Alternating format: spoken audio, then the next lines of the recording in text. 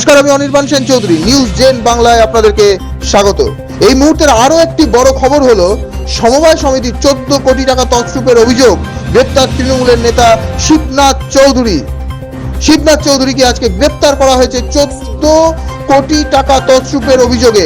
দেখে নেব বিস্তারিত, সঙ্গে থাকুন। সমবায় সমিতির 14 কোটি টাকা তছরূপের অভিযোগে গ্রেপ্তার তৃণমূলের প্রাক্তন সহ সভাপতি তথা বর্ষিয়ান তৃণমূল নেতা Shibnath Chowdhury. Nadia district central cooperative ব্যাংকের প্রাক্তন চেয়ারম্যান শিবনাথ চৌধুরীর বিরুদ্ধে 14 কোটি টাকা অভিযোগ সমবায় সমিতির তরফে। জানা যায়, কালীনগর সোসাইটির 14 কোটি টাকা তছরূপ করেছেন, অভিযোগ করেছেন ওই সোসাইটির একজন সদস্য। তার দাবি, দীর্ঘ 2014 থেকে 2020 সাল পর্যন্ত কালীনগর সোসাইটির চেয়ারম্যান ছিলেন। সে সময় তিনি এত টাকা তছরূপ করেছেন বলে অভিযোগ করেছেন অভিযোগকারী মহিলা। সেই মোতাবেক তিনি কলকাতা হাইকোর্টের দ্বারস্থ হন এবং পরবর্তীতে কোর্টের নির্দেশে আজ অভিযুক্ত শিবনাথ চৌধুরীকে গ্রেপ্তার করে কৃষ্ণনগর কোতোয়ালি থানার পুলিশ। ইন্টারন্যাশনাল করে যেখানে আমাদের সাহারা কোঅপারেটিভে টাকা আছে, সব কোঅপারেটিভের নিয়ম অনুযায়ী সব করা হয়েছে। রেজিস্ট্রার নিজে তদন্ত করে গেছে, সব ইয়ে চলছে। কেন এটা তো সুপ্রিম কোর্টের যে আমরা তো কোঅপারেটিভে সাহারা কোঅপারেটিভের ইনভেস্টার। এই কমপ্লেনটা কে করেছে? আমি নন্দিনী ঘোষ। উনি কে ছিলেন? উনি কেউ না, আমাদের সাধারণ একজন সেভিংস হোল্ডার। উনি মেম্বার না, বলছেন উনি মেম্বার? উনি মেম্বার না, উনি সাধারণ একটা সেভিংসের গ্রাহক।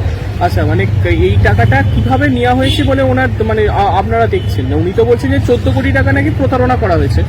ওটা কেন হচ্ছে, আমাদের সব হিসাব আছে, সব সার্টিফিকেট আছে, 13 কোটি 40 লাখ। আমাদের মানে গভর্নমেন্ট অফ ওই ধরনের ইয়েও দেখে গেছে, সব ঠিকঠাক আছে, কাগজপত্র সব অরিজিনাল আছে, সব কোনো অসুবিধা নেই।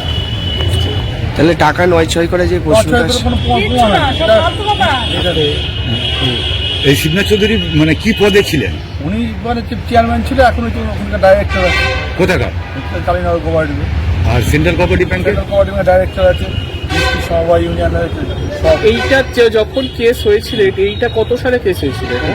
মানে যেটা নিয়ে 13 কোটি যে অভিযোগটা উঠছে, এটা তো হাইকোর্টেও নাকি গেছিল। হাইকোর্টে তো উনি গেছিল। এটা সেই কত সালের ঘটনা তাহলে? এটা 22 সালে। 2022 সালে।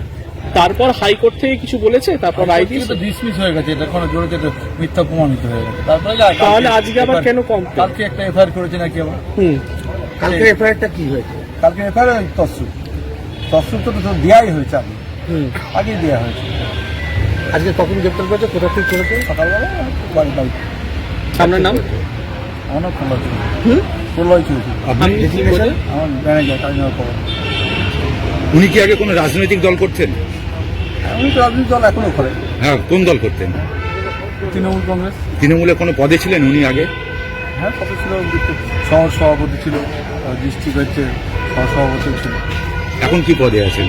এখন হচ্ছে এমনি আছে, এখন ডিস্ট্রিক্ট সমবায় ইউনিয়ন নিয়ে উনি মেনলি হচ্ছে সমবায় নিয়ে রাজনীতি করে। আপনার নামটা একবার বলুন। ম্যানেজার? মানে কোঅপারেটিভ ব্যাংকের ম্যানেজার। আমাদের কালীনগর সোসাইটির থেকে টাকা ইনভেস্ট করেছে, যেটা নিয়ম মাফিকই করেছে। এইবার নন্দিতা ঘোষের পেছনে হয়তো কেউ বা কারা আছে যারা শিবনাথ চৌধুরীকে বারবার হেনস্থা করার চেষ্টা করছে। তাকে এর আগেও আপনারা শুনেছেন যে তাকে গায়ে হাত তোলা হয়েছিল। মানে নন্দিতা ঘোষ নিজে করেছিল, গায়ে হাত করেছিল, তাকে এফআইআর করেছিল। যখন দেখলো কিছুতেই পারছে না, এখন এই সাহারার ব্যাপারটা নিয়ে তার নামে এফআইআর করে। এটা হাইকোর্টের ডিসমিস হয়ে গেছে, তা সত্ত্বেও আবার এফআইআর করে ওনাকে নিয়ে এসছে, যে সব কাগজপত্র দেখানো হয়েছে, তা সত্ত্বেও এই অবস্থা। কত সালের কেস এটা? এদিকে ঘুরে তাকিয়ে বলুন। এটা কত সালের কেস কি করে বলবো? আমি তো জানি না। এটা আমাদের যে ম্যানেজার আছে তিনি বলতে পারবেন। মানে ওই বোর্ডে কি আপনিও ছিলেন? না, আপনি কি করেন? আমি কিছু করি না, আমি ওই বোর্ডে, এই যে উনি আছেন, কত সালের ঘটনা জিজ্ঞেস করছি। আপনার নামটা আর কি কোন বোর্ডে রয়েছে একটু ওই ম্যানেজার কিছু। আপনার নামটা বলুন। ম্যানেজারের সঙ্গে কথা বললেন, আমার নামটা এরপর এক এইভাবে রাজ্য জুড়ে গ্রেপ্তার হচ্ছে। দেখুন, তৃণমূল মানেই চোর।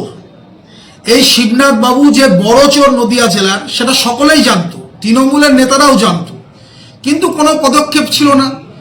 এই সেন্ট্রাল কোঅপারেটিভ ব্যাংকের বিভিন্ন জায়গায় বিভিন্ন সময় অভিযোগ এসছে, শান্তিপুরে অভিযোগ আছে, ফলে সর্বত্রই অভিযোগ।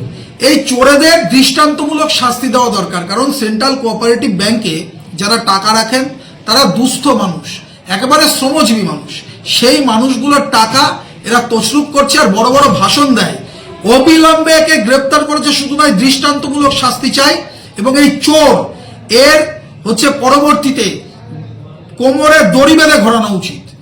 চঞ্চল চক্রবর্তী, সহকারী সভাপতি, শান্তিপুর পঞ্চায়েত সমিতি।